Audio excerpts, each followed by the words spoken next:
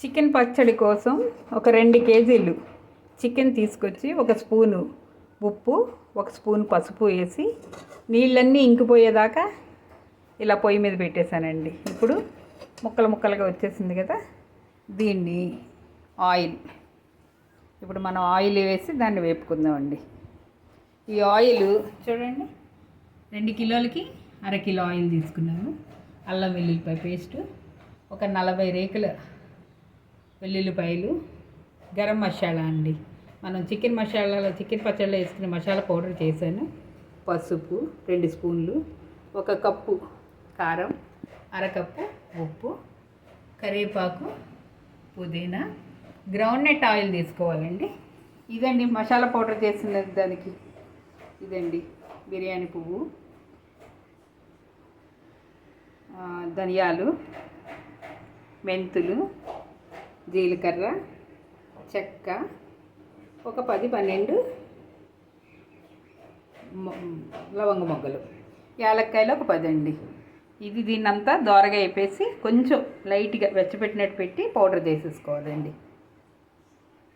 ఇప్పుడు మనం ఈ పెనం పెట్టి దీంట్లో ఈ 1/2 లీటరు గ్రౌండ్నట్ ఆయిల్ వేసేసుకోవడం.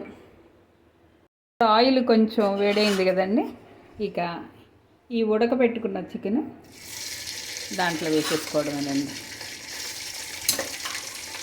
ఇది లేత ముదురు రంగు వచ్చేదాకా వేపుకోవడమేనండి. ఈ చికెన్ని ఒక స్పూను ఉప్పు, ఒక స్పూను పసుపు వేసి ఉడకబెట్టేసి నీరంతా ఇంకిపోయేదాకా ఉంచాం కదండి, దీన్ని ఇలా నూనెలో వేసి వేపేసుకోవడం.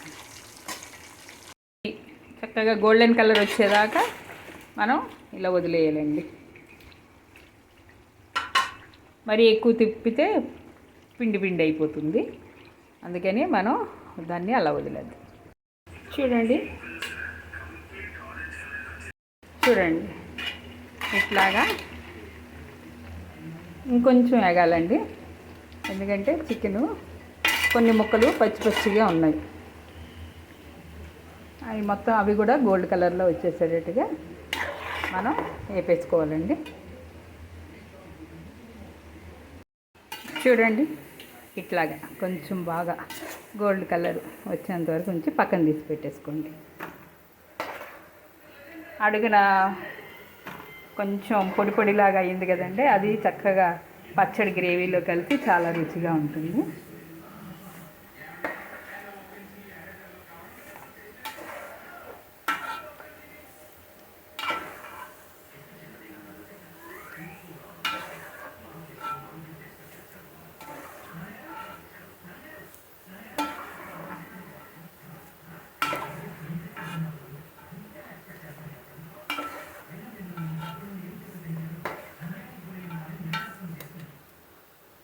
ఇలా చల్లారనివ్వండి.